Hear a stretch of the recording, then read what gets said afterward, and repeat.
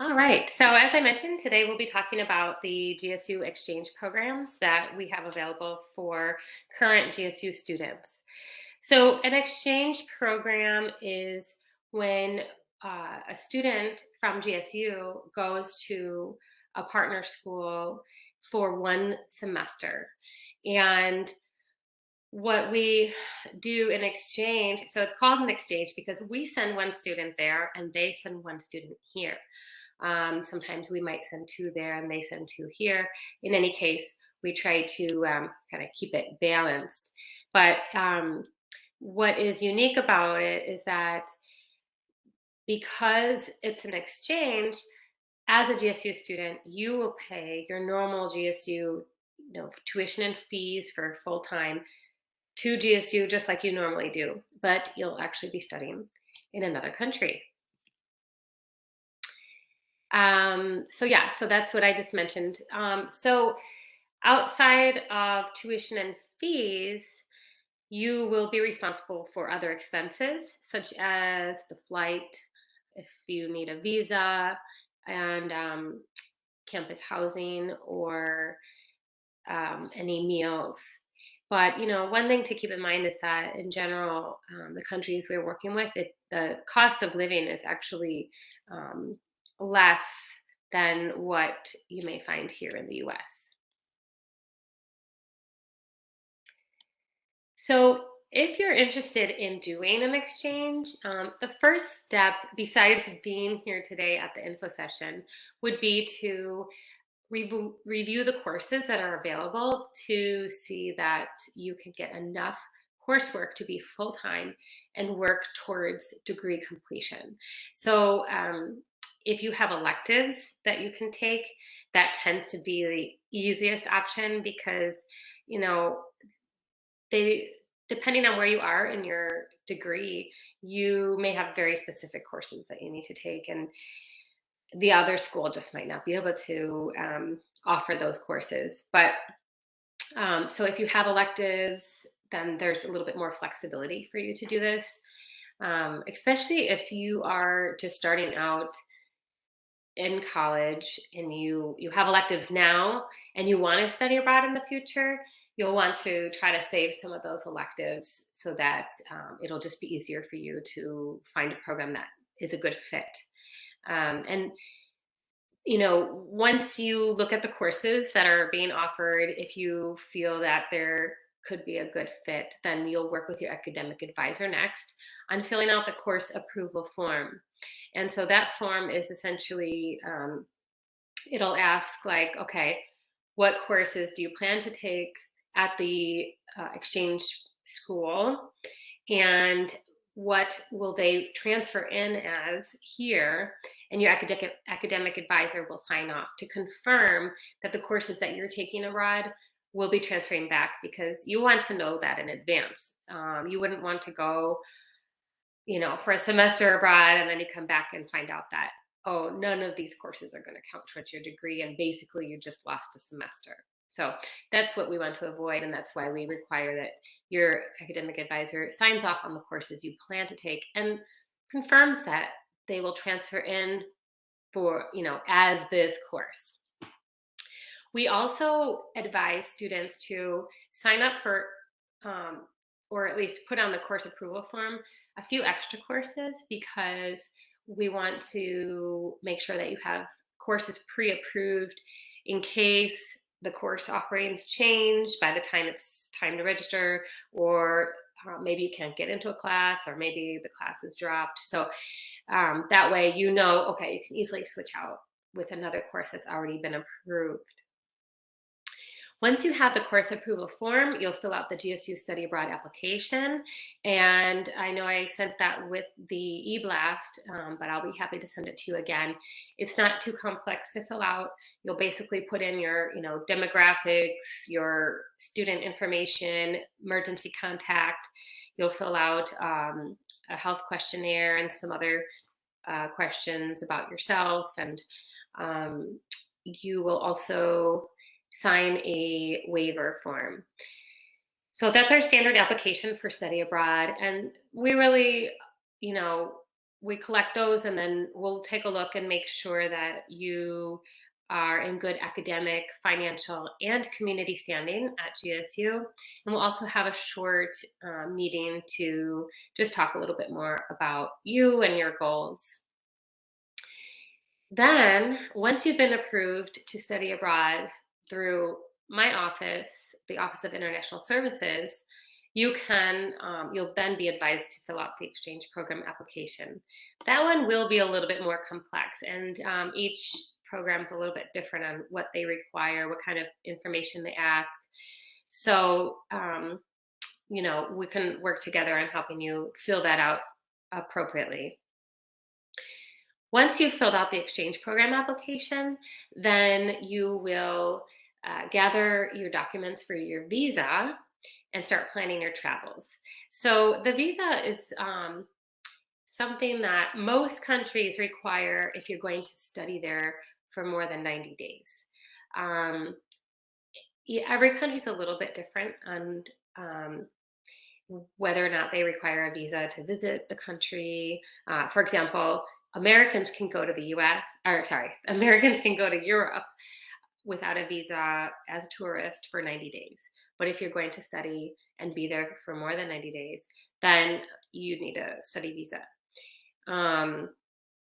However, if you want to visit Ghana as a tourist, you need a visa even as a tourist. And the US also, requires visas for foreigners. So that exchange, or I guess that the agreement between countries can really vary. So a little bit more about the visa process. We have,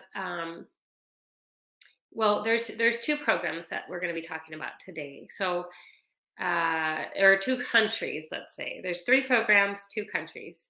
So we have an exchange program in Japan and the Czech Republic. So I'll be talking about those a little bit more in just a moment. But regarding the visa, for the Chinese visa, you can apply in person, by mail, or you can even have someone bring your application for you. Whereas the Czech Republic, you need to go in person. And luckily we have consulates in Chicago. So it's really great that we're in a city that is home of many consulates, because, people that might live in the surrounding states might have to travel all the way to Chicago to apply. So the processing time can really vary. So you'll see here for China, it's 5 to 7 business days. For the Czech Republic, it's 2 to 3 months. So it's very important to plan ahead and know these details.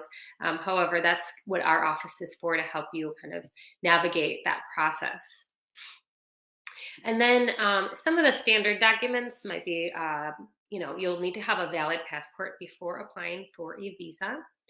You will need a visa application form. Usually it's, on the website, you'll download it or fill it out directly. Typically need 2 passport photos. If you don't have a passport yet, you will need to take passport photos for the passport. And I would, you just need one for the passport. So always save that second photo just in case the visa requires just one photo. If they require 2, then you'll likely have to take them again. Also, one thing to keep in mind when you are applying for a visa, they usually want it to be a recent photo, usually taken within 6 months. So if you do get your passport now and then you decide to do an exchange program next year, you'll probably have to get a new photo. And then, we'll usually need to provide a letter from the university saying that you're coming for the exchange program, and possibly fill out a questionnaire form. And we'll see what else is needed depending on the visa. And just so you know, you can use, federal aid for exchange programs. You may also be able to use local and institutional aid, because since it's an exchange program and you're paying GSU tuition and fees, financial aid should be able to apply that towards, the tuition expenses. Another thing about financial aid is that with the federal aid, if you're receiving, let's say you receive $6,000 a semester to go to GSU, but you're going to study abroad, and so you have more expenses. You can talk with your financial aid advisor and see if they can increase the amount you'll receive, so that you can, um, just help cover some of the additional expenses. And usually, if you have room in your uh, award package, they can increase it for you.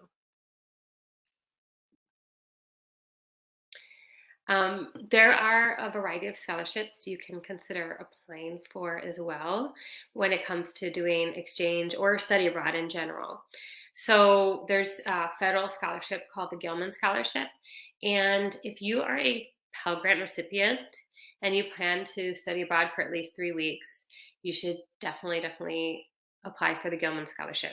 They have two rounds, the first Tuesday of October and the first Tuesday of March every year, and you could receive up to $5,000. So it's pretty amazing. And we've had really good responses. I feel like half the students that apply from GSU do receive something, and it's been up to 5,000.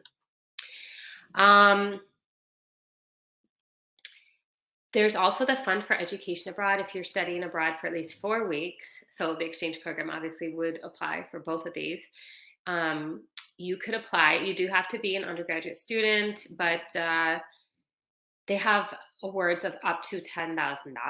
Now it's $10,000 if you're doing like a full year abroad. But in any case, what's great about this is you can apply for this, and then you'll automatically be your application will be part of many other scholarships as well.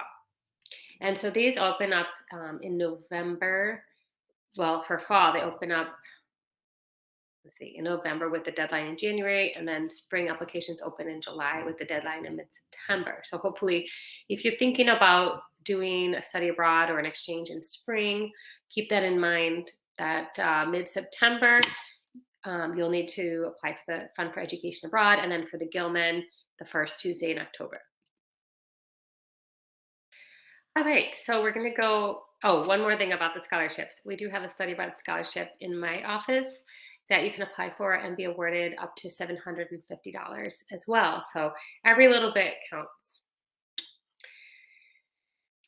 So so talking about the exchange program itself, we have the program in Nagasaki, Japan, through Nagasaki University of Foreign Studies. So this school is an independent co-educational 4-year liberal arts university. The school's roots go back to the months after the city had been reduced to ashes by the atomic bomb. It was founded as Nagasaki College of Foreign Languages on December 1st, 1945, so literally right after the end of World War II. And it was founded by Reverend Mr. Sumio Ogata and other members of the Umamachi Church in downtown Nagasaki.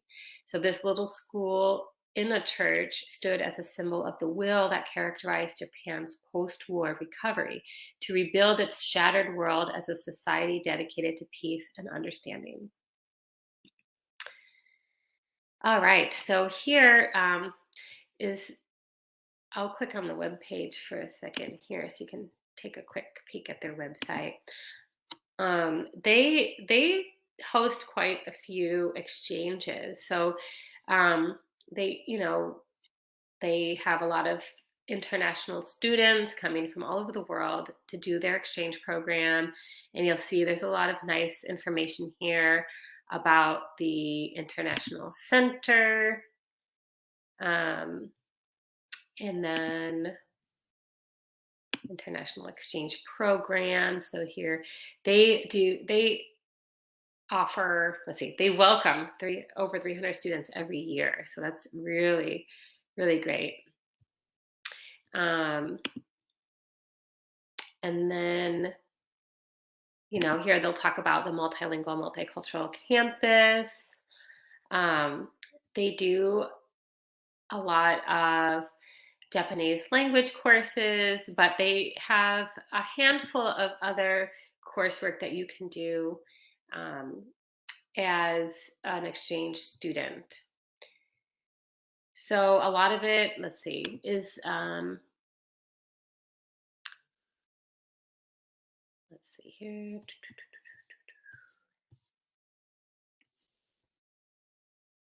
Well, yeah, it's a lot of like Japanese history and literature. So it's definitely something where if you have some electives, it would be helpful for you to do this. So some of the departments, they have foreign language, contemporary English department, and then international communications department. They have a lot of clubs as well. So here you'll see there's a large list of clubs that you could be part of, which I would highly encourage you to consider, especially if you're there. It's a great way to meet local students, engage with other international students, and just be involved. Learn something new. You know, maybe there's one of these clubs on here that you never thought of doing, but would like to try when you're in Japan. There's also, as you see, an international student club. So that's a great way to just kind of be one of others that are in your situation. So they do have a dormitory that is right next to the campus, and they have single and double rooms and a lot of common space. Let's see, here's the campus map. So it's a nice little campus here, and you can browse the website to learn more about, you know, the space. But you know, there's a lounge, there's the classroom, common space, multimedia library, gym, clubhouse, studio. There's the dormitory again, school shop, and student cafeteria. Oops. Okay, so then this is kind of like a breakdown of their year. They do a wide variety of events every year, and the school's festivals, let's see, from school festivals to foreign language culture weeks, educational symposiums, Christmas events. So it's really exciting to see all that they do. Now, one thing to keep in mind, their semesters are a bit different than ours. So they actually start their spring in late March and it goes all the way to July. And then they have exam period after that. Then their fall is starts in late September and goes till February, which is very strange for us because you know usually we have our Christmas break. We're done before Christmas, so keep that in mind. It may be a little easier for students to do spring because you might have more flexibility in staying later into July or August. If you were to do fall, you may, let's see, you may not be able to come back in time for Christmas, but you should be able to. I know they'll work with you on completing like your exams um, before the new year, but you might have to stay there, throughout December. So that's just something to keep in mind, and we can talk more about if that's something you're interested in. And then, so let's see, we have the nomination deadline coming up for fall, which is April 1st. So you'll want to get me your application in by April 1st if you're interested in Nagasaki. Or if you're interested in spring 2023, then September 15th will be the deadline for that. All right, so we're going to talk a little bit about the Czech Republic now. In the Czech Republic, we have an exchange program in the University of Ostrava. So the Ostrava is actually just about an hour train ride from Prague. So you've probably heard of Prague, which is a beautiful, bustling city in the Czech Republic. And Anna Grokolova is our international officer there. That's really great with answering any questions we might have. And here's an kind of a bird's eye view of part of the campus. So The University of Ostrava is one of the top 13 Czech universities, and it's based in the city center of Ostrava, which is really unique. So they have like buildings all over the city, and they have over 8,300 students. Um, and the city of Ostrava is really unique because it's very industrial, but they're also, modernizing it. And with the campus spread out around the city, it, has nice campus city feel. I'll click on the website here to kind of give you a little view of that as well. Okay. All right, so they have a lot of great information on here. You'll see it says Erasmus and non-Erasmus. So Erasmus is actually the European study abroad program. Only students within the European Union are part of it, and they do it a lot. So they'll host students from Spain and Italy and France. And then non-Erasmus is anyone who does not live in the European Union. So that would be you coming from the US. So let's see. So here, it talks a little bit about the study abroad program. And as we know, we are part of the exchange program. And this right here, courses taught at the University of Ostrava. They have a very large variety of courses that are taught in English. But if you wanted to kind of browse and see, what you could do is press, English, bachelor's. So if you're at the master's level, they do have some master's coursework too. It might be a little trickier to do a whole semester at the master's level, but if you find the right alignment with your courses, then it could be possible. They go by winter and summer as opposed to spring and fall. So let's say you wanted to go in the winter, which would be our fall. You can filter the courses and go, take a look at all of these. So yeah, there's really a lot of courses. You can filter it even more as needed. I'm going to go back to here.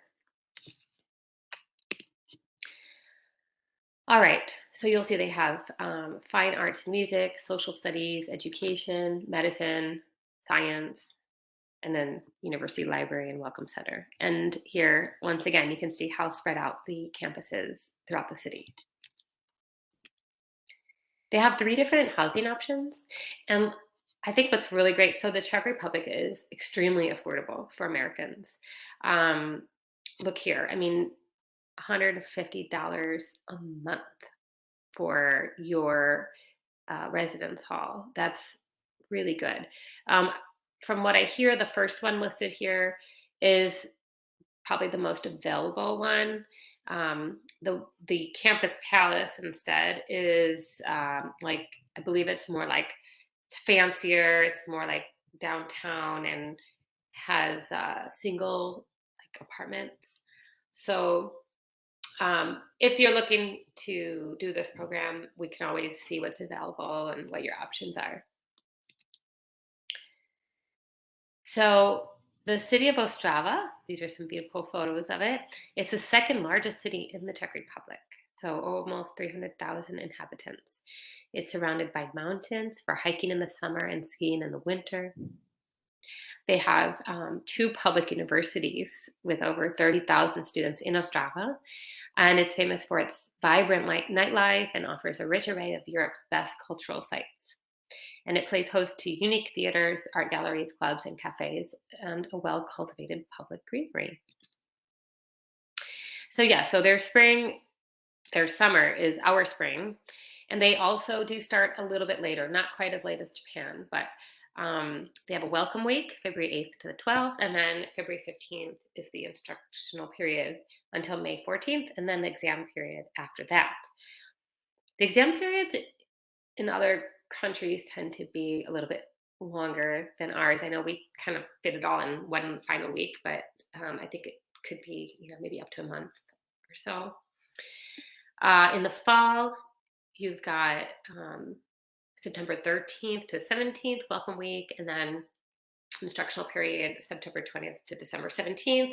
With the exams after that, we would have to see if you would be able to complete the exams maybe from the US so you can be home for Christmas. I believe this program might be a little bit more possible for that. And the deadline, so for spring, would be September 15th, and then April 1st again for the nomination. So you'll need to get your application into me, and then you can fill out the Ostrava application by April 15th. So we do have another program in Japan, which is Kansai University of International Studies. However, the one thing about this one is you need to know some Japanese in order to participate. And you need to be at a certain level. Like, it's not like fluent by any means, but you do need to test to a very good level. So I won't go into too much detail about that since, I know that it's just not, most of our students don't have Japanese language skills yet. But this is their website. And, if you do speak Japanese to some extent and you want to look into that, we can talk more about it. So our office, we're here to help support you throughout the application process. Obviously, first you'll go through us, and then we'll help you get connected with the partner school and really walk you through each step so that you can have a successful journey. And we also, will always be available while you're abroad to, be a point of contact to ensure your health, safety, and happiness. So this is my contact information, and I'm going to stop sharing now. Let's see, hold on 1 second here. Okay. Great. So hopefully you were able to see and hear everything that I just went through. Are there any questions? I do have a question.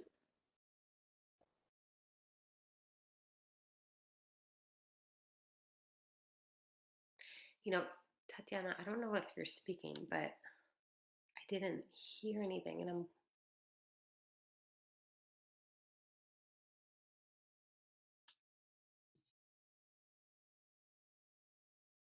oh, okay. Like, your mic is messed up. Okay. Hold on. I'm gonna stop recording, and then we can continue with the questions.